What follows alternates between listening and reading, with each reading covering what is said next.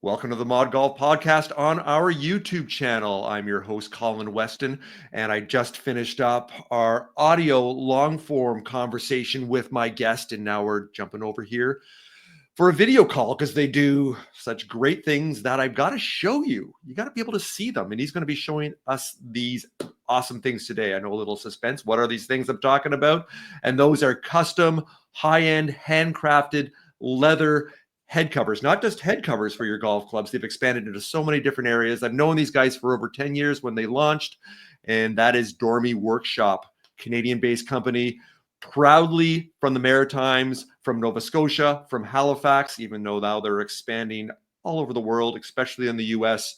And who I had on the show was Todd Bishop, and he is the co-founder with his brother of Dormy Workshop. And yeah, Todd's going to, we're going to talk about a few other things today. We're going to talk about their entrepreneurial journey. Once again, I'm not going to repeat what we did on the podcast. Otherwise, why would you be encouraged to go back to actually listen to the great conversation we had there? So he's also going to do a little fashion show. He's going to show us some of their awesome, not only their head covers, but some of the other products that they are making as they're expanding.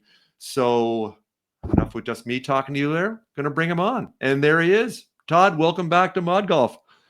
Thank you.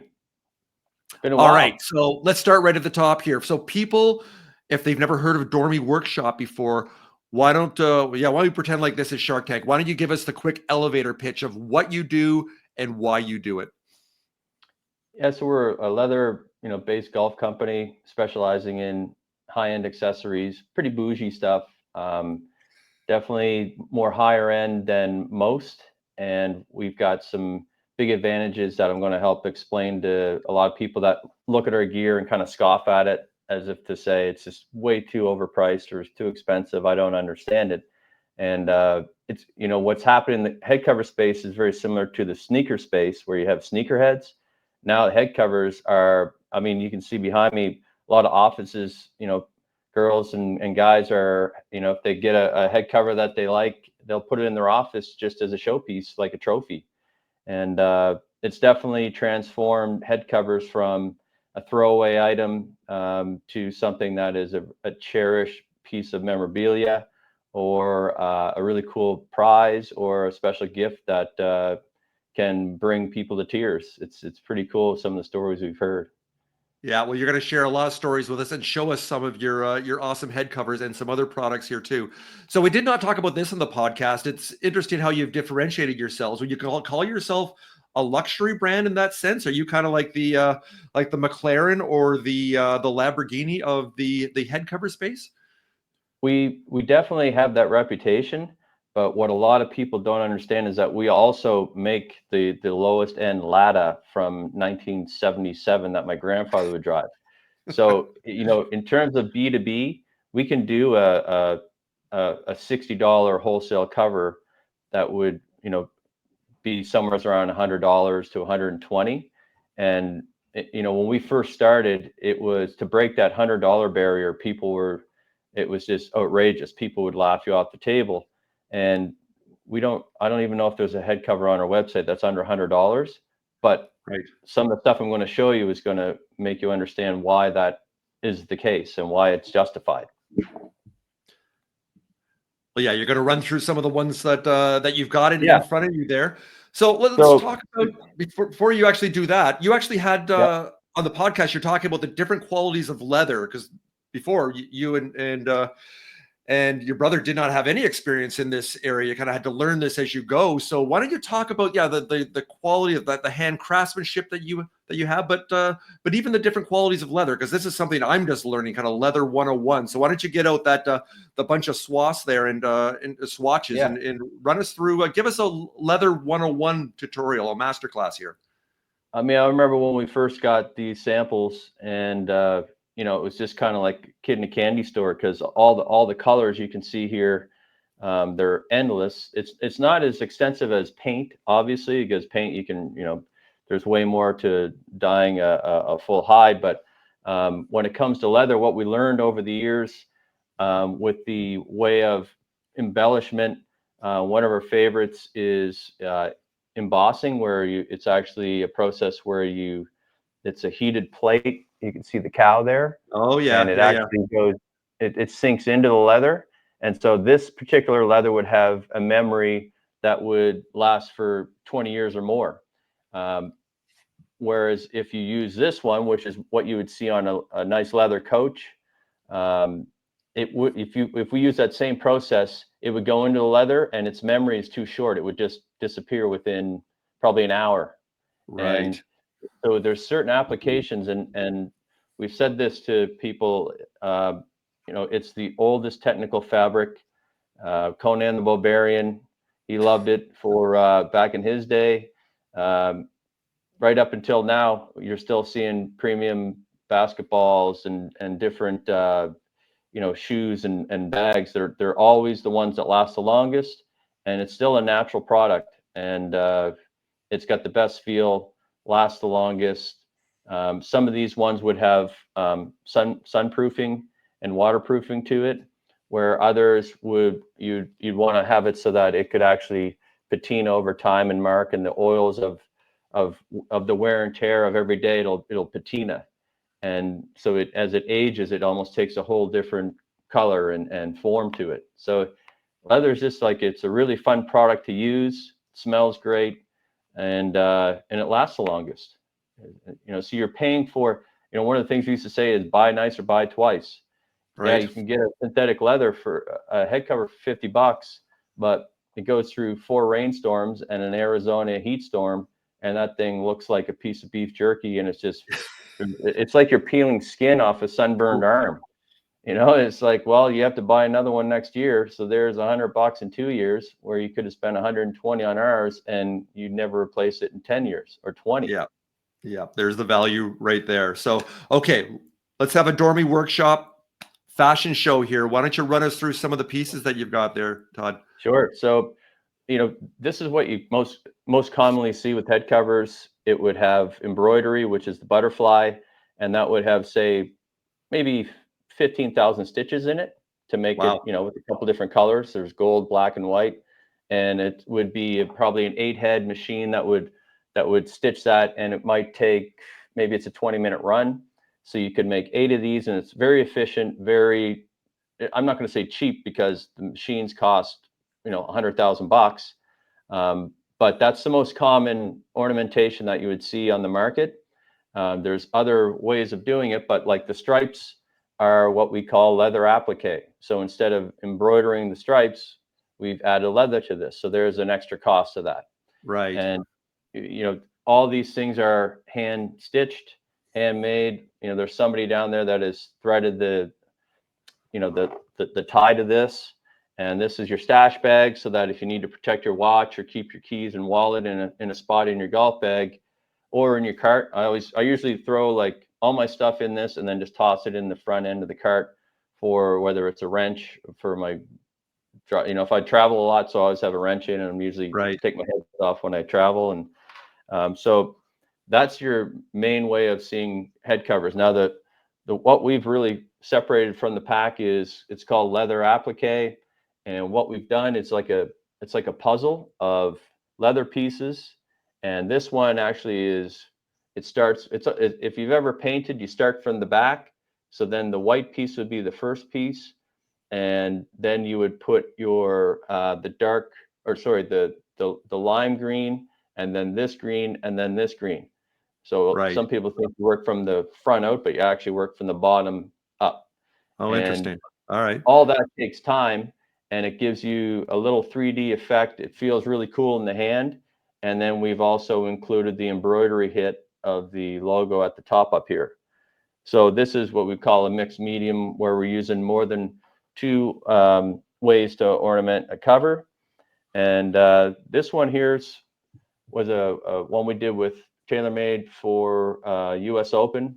And we've got a leather piece that takes up, instead of using all white thread, we incorporate the leather. We call this embroidery applique. So that's stitched on by the actual sewing or the embroidery machine. And then it's filled in with lots of color of thread. So these are the things that have helped set us apart, but it's also something that's very unique and you don't see every day. And this was one of our signature models, is our license plate head covers. And there's lots of people copying these now, and you can get them cheaper. But if you want the coolest ones with the best Italian leather and everything with punch lines, we're the ones that started it. And it's just a really fun product that really speaks to the localism of say a certain particular area in a region, right? Yeah. So another thing that we've done is in terms of shapes, this is one of the barrel head covers. By no means did we invent this at all. We've just turned it into a 12 gauge shotgun shell casing. So Nice. it's just like 4.5 millimeter for all the hunters out there, Right. whatever the heck that means. I've never shot one, but I know that I see them on the ground when I'm walking on trails, and I probably shouldn't be on them knowing that those things are laying on the ground. Right.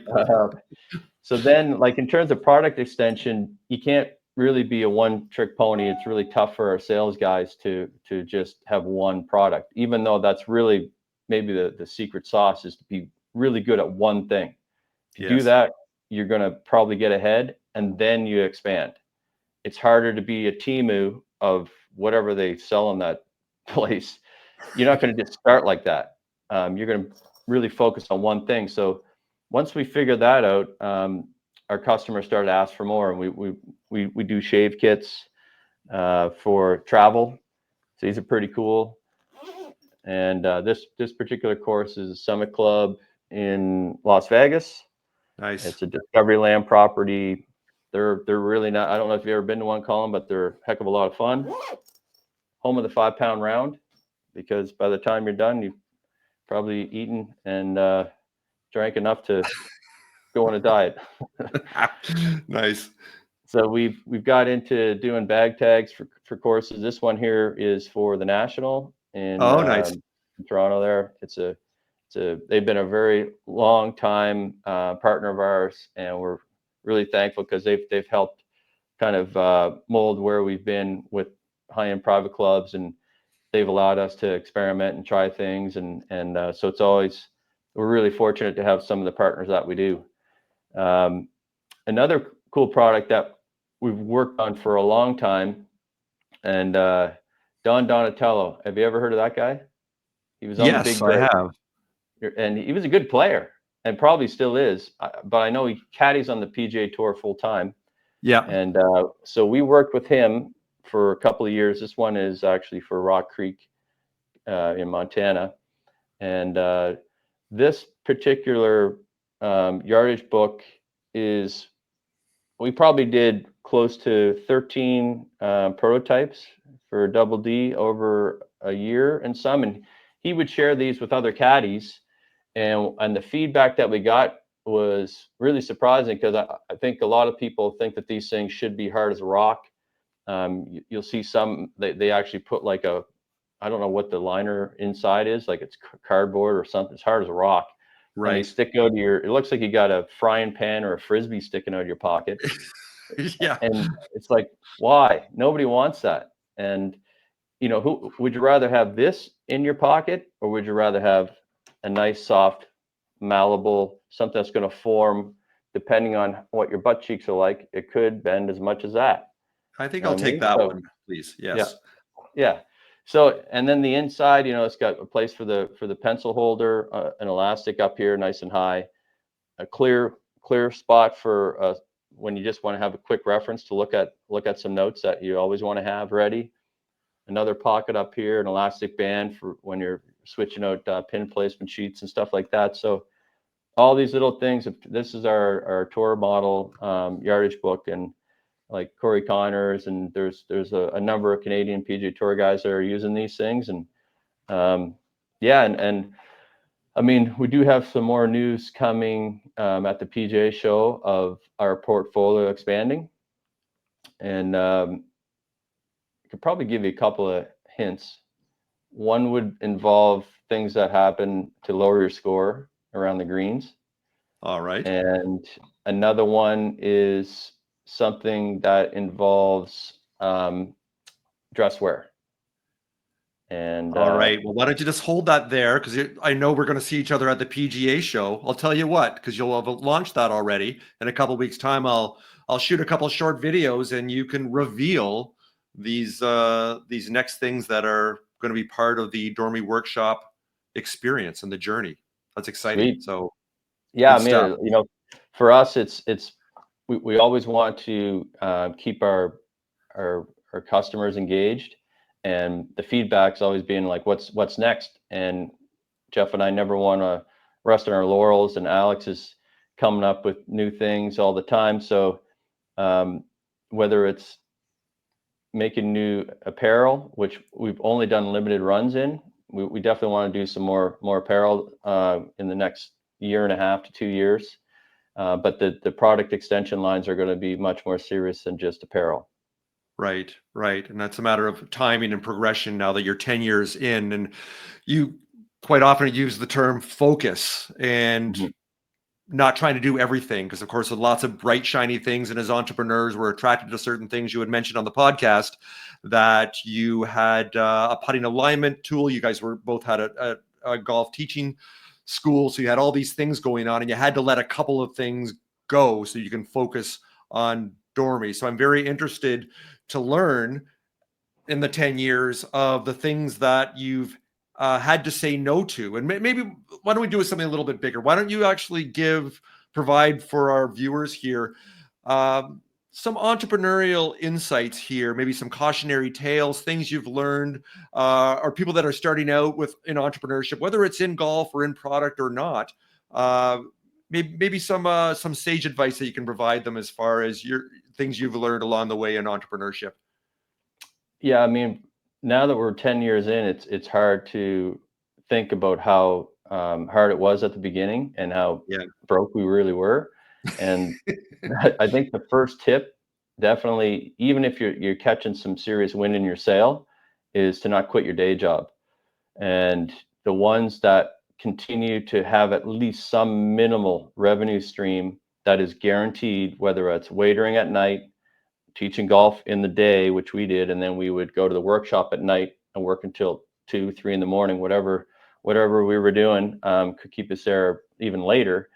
You got to have a base to continue to feed yourself and or Mhm. feed the family that is hoping that your gamble is going to pay off.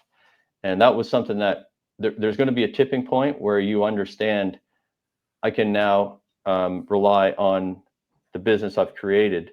And for us, we continued to coach golf for almost 2 years into that process. So we were a solid at least year and a half because we did a full year of summer, winter, summer, and I think we dropped it after that next winter.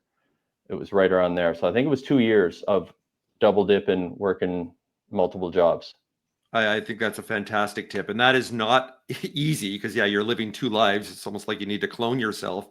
But Yeah. I know I can speak of when we stumbled into entrepreneurship in the golf space, gosh, over 12 years ago. We did the opposite. We didn't know. I had finished up an architectural job and needed to move on. And yeah, we were all in. And looking back, those first 2 years were difficult because we got some traction and then we fell back a little bit because, as we know, entrepreneurship is not a straight line up. It's Hmm. all over the place like this and back and forth and Totally. snakes and ladders. So I can definitely confirm that going the other route, that we had a couple of painful years there of probably letting go of a stream of revenue a little too soon. Uh, but hey, here we are I know today, and for now everything's working out. But those were a couple of painful years. Absolutely. the one stat that I know for a fact that Jeff and I had for scratch to put into this thing was $2,000 between the Right. two of us. We were able to muster $1,000 each to try to pay people to build a prototype, get a chunk of leather here and there. Like it was literally made out of basically nothing. Right. And so we had to continue to work other jobs because it was like selling a home, like it takes a process to sell the home and then your commission will come 4 or 5 months down the road. And it's kind of like that with selling head covers. There's the design concepts, there's some prototyping, then you get your actual production line, you send it to them. And then there was a thing called Net 30. And I had no idea what that meant. And I Right. remember I thought it was the guy talking about his handicap. And I was like, holy smokes, man, this guy's brutal. Like, I can't believe he's in the business. And he was actually saying, no, man, like, I'm not paying you now. I'm going to get a full month before you're going to see any money. And we're dealing with customers, I won't name them, but they're net 120. Right. And yet, like, the bigger the whale, the more they just keep the money. And there's no way, like, the system is definitely rigged against the little guy when it comes to the net 30s, net 60, net 120. I think there's a net 140 we're working with right now. Good boy. I don't even know what that means. It's like, Right. is that But Christmas one of the great time? insights you provided there, though, for entrepreneurs is that, and we see this on Shark Tank and Dragon's Den up here in Canada, this kind of over romanticized version of entrepreneurship that you're looking for investors to take on money rather than what you guys did, really bootstrapping this as scrappy as you possibly could, that you started to get something called customers. And as we know, customers are your best investors because they don't take any of your company. There's no, as we call it, there's no dilution of your valuation of your company. You still own 100% of it. And then guess what? The other thing happens. The more customers you have, the more traction you get, the more market validation. And then all of a sudden, investors are then calling you. You're not reaching out to them. So when you go to the next stage, and I'm sure with the expansion into LA, you've had to leverage some other money, unless you guys have taught enough lessons and sold enough head covers that you can afford to pay that in cash, which I doubt you can. But and that's the time you can then kick into that you've actually then reached that to that point incrementally. So with entrepreneurship, we all want to go super fast, but not only to be patient, but this 10-year journey that you and your brothers and everybody else has been on with Dormy Workshop, that you just don't know what's going to happen. Don't demand certainty or set these milestones of the future and then be disappointed if you don't hit them. It sounds like you guys have learned from your surf lifestyle to kind of let the waves roll in and see where it takes you. Yeah, you had mentioned earlier it was my stepdad that had said this. He was like, the path on paper looks like that, but the path actually to get over here is like, you're off the map for a second, then you're back on, you're up, and it's like, oh, you got there, but then you got knocked down. Like, that is a totally normal road. And people don't understand what that even means until you're living it. And a lot of it is based on financial stability. And, the sales success is awesome. Customer acquisition and doing that. We still, to this day, I think we invest more time into the customers we have as opposed to trying to find new ones, because once you have a good customer, then they're ready to buy more. And that's why we're investing into other products and expanding our portfolio, because they know that, for the three brothers, our ability to find really high quality product and select it and make it pass our approval is going to match what their expectations have been since day one. And that's the position that we are always trying to maintain, and would, that's what you want to be there. Then you're in the sweet spot. Nice. Well, to finish up talking about customers, we took a deep dive into this on the podcast when I asked you the question, what was the most intricate or complex piece that you've ever worked on? And you mentioned it was your samurai head cover. And of course, in the podcast, we're just using words and waving our hands in the air. But there we go. I've got it there. I'll get myself over off the side of the screen there. I think you go the other way. Yep. So, wow. So you said the customer was absolutely, expectations were exceeded. You guys didn't necessarily make any money off of this head cover, but you must have learned a ton about technique. And also, this is such a great marketing piece for you. That is ridiculous. Tell us a little bit about that again. Yeah, we'll take on these types of challenges, I'd call it. And in the back of, because I was the sales and marketing guy for the majority of this span, so I'd see value in that, where an accountant would be like, no, you can't take that job on. Well, we would take this and spin it into a press release or some social media story or a post. And there's value in there somewhere. It's impossible to gauge the ROI, but this thing definitely made its way across the the eyes and ears of the golfing news, and it was something that I still think to this day is revered as the most insane head cover ever created in the history of golf. Yeah, it's just like the thing weighs, I think, just under 5 pounds, and What? just because of the amount of leather used.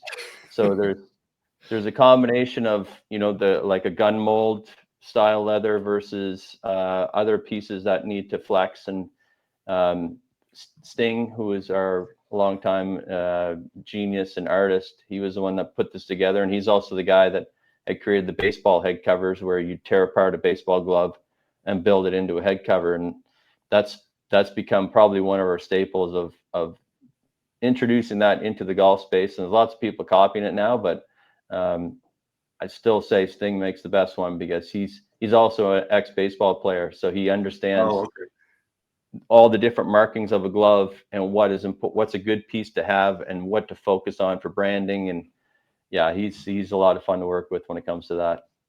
Love it. Well, hey, why don't we get close to wrapping things up here? One thing we had talked about earlier, you can see our ModGolf logo up there, and also behind me in the background, that something I'm going to do is commission a ModGolf head cover. I'm going to get one of those done. Well, actually 3 of them, because I am then going to have a contest, one of our ModGolf giveaway contests, that we're going to be giving those 2 other ModGolf head covers away. So that's going to be exciting. Hopefully you have the time and the capacity to fit us into the pipeline with that over the next couple of months. And perhaps we can do that giveaway in the summer, or whatever that time works out. But I would love to work with you and the team and do something. I'm sure you can take the ModGolf logo that we've had for many years and take that in a very creative way to the next level on a head cover. That's going to be fun.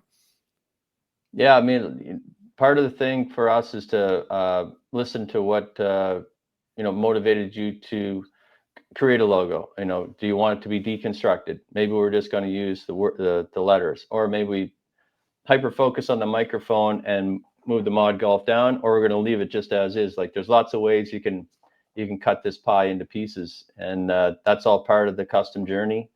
And we're still doing customs. It's definitely a smaller piece of our pie as our business has grown with partnerships like at St. Andrews and other really esteemed Shinnecock and these types of courses. That's the bulk of our work now. So we've moved a little bit quite a bit substantially actually, from just doing these custom one-offs, but we still do them. Nice. Love this. Okay, why don't we finish up here? I pulled up for everyone there. There's the website with Dormy Workshop. Hey, if you want a custom head cover, they've got a intake form you can fill out, I understand, or they've got all the fabulous products, a lot of them that Todd already showed us there earlier. So yeah, highly recommend that you have a look at their website there. There they are, just in Maui. I'm jealous. They were just there a little while ago. I believe you're doing a collaboration with Shrixon. That's what you were doing there. Is that correct? Yeah. With Shrixon, Journey to Better, the sales incentive for their top accounts. And we've been with them for almost 4 years doing those. And we're lucky to have them as a really great OEM partner, and looking to expand that relationship as well. Love it. So there we go. Just scrolling through the website for you there. There you go. You got all your baseball collection down here also. The classic collection. Love it. Love what you're doing. Yeah, hey, I look forward to seeing this summer we've got a whole bunch of collections in the hopper. We've expanded on our production facilities, so now we're going to be able to bring out more drops of let's say we do 100 covers. We're not going to number them, but we'll release. There's a spring, summer, fall, and it's going to be a lot of some really fun, cool, innovative designs coming this summer. Love this. So why don't we finish up there? So, hey, Todd Bishop, co-founder of Dormy Workshop, got to thank you for all the things that you've done here for us today, here spending the time. Liking that, repping the brand with the hoodie there. Got the going, or the polo. Love that.